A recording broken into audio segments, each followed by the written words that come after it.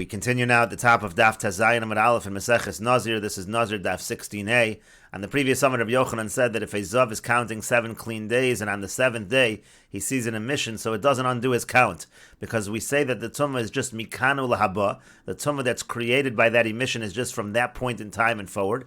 And he's already counted part of the 7th day, so we say Mixas Hayom Kakulo, and therefore again, the count remains. It's still considered as if he has counted 7 clean days.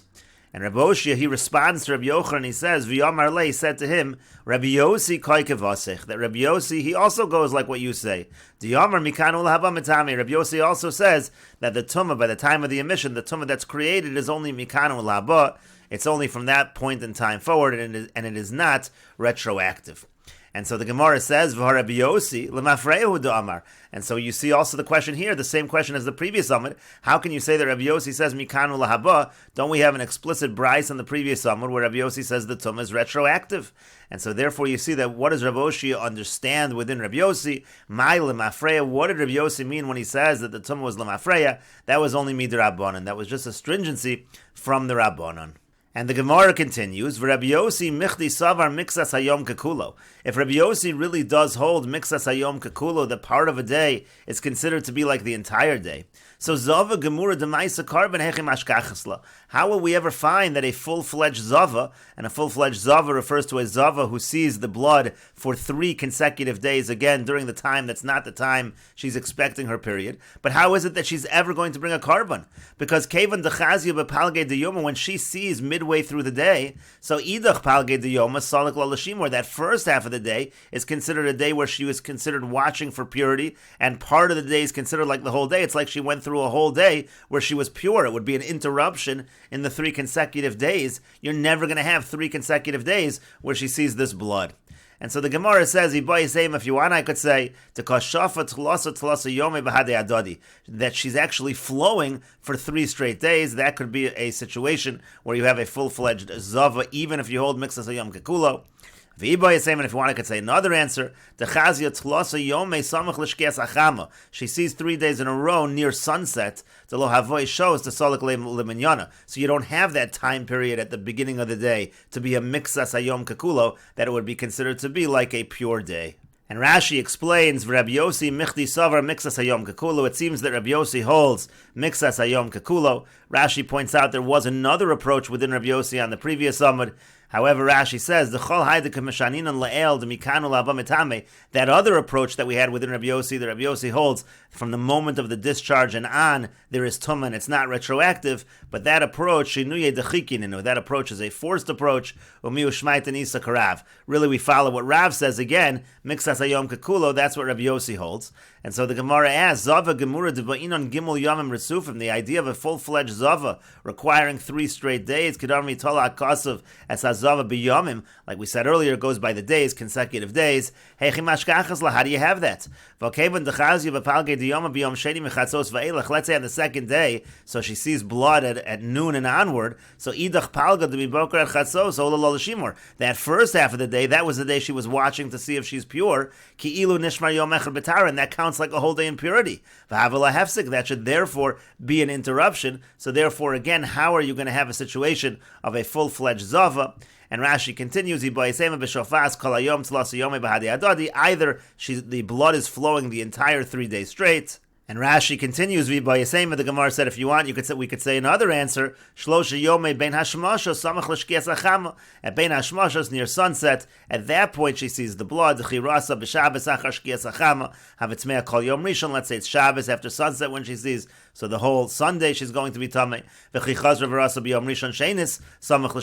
Then she sees that Sunday evening near Shkia, she'll be tamei the entire 2nd day, etc. On the 3rd day, the lohavish shows the tahara beini uveini klal. If you don't have that moment, those moments of purity in between, so then v'lo have a solak l'minyan to shomeres yom keneged yom. It's not going to count towards a count of shomeres yom keneged yom. To lo have a shows there was no time, and therefore in that situation she will be a full-fledged Nazir. Hadron Allah Hareini Nazir. That is the conclusion of the 2nd parak of Meseches Nazir. If you're enjoying these videos and this channel, please like, share, and subscribe, and please take a look at the description box below to see how you can support this channel.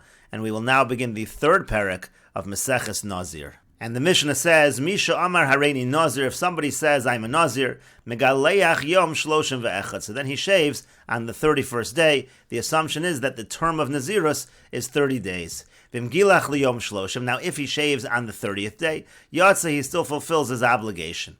Hareini Nazir Shloshim Yom, if a person says, I'm a Nazir for 30 days, so he doesn't simply say Hareini Nazir, but he adds the words 30 days. So in that case, Mgilach Liyom Shloshim, if he shaves on the 30th day, Lo Yatsa. In that case, he will not fulfill his obligation, because when he says Shloshim Yom, it means a full 30 days. And the Mishnah continues, Misha Nazar Shtei Nazirus. Let's say somebody takes upon himself 2 terms of Nazirus. Megaleach Esarishona Yom Shloshim Ve'echad. Again, he shaves for the first one on the 31st day. V'yasashni, and the second one, Yom Shishim Ve'echad. He shaves on the 61st day. V'mgilach Esarishona Yom Shloshim. Now, if he shaves the first one on the 30th day, like we said, that would be effective. So if he shaves for the first one on the 30th day, so Megaleach Esashni Yom Shishim. So then he shaves the second one on the 60th day. Now, if he shaves on the 59th day for the second term, Yotze, he would still be Yotze.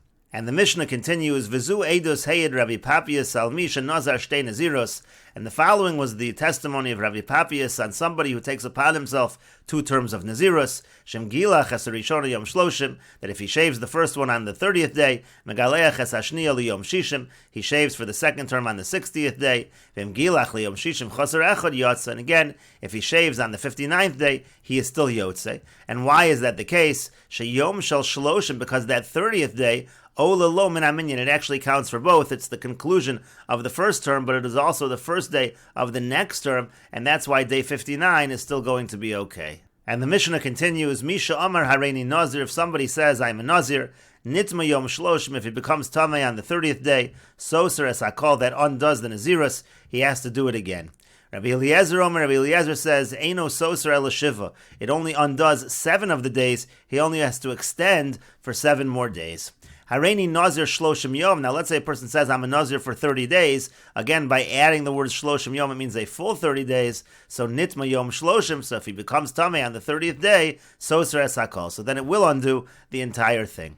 Hareini Nazir Meya Yom. If a person says, I'm a Nazir for 100 days, Nitma Yomeya Soser es Hakol. If he becomes Tamei on the 100th day, so it undoes everything. Rabbi Eliezer says, Eino Soser el Shloshim. It only undoes 30 of the days. He only needs to count 30 more days of Nazirus.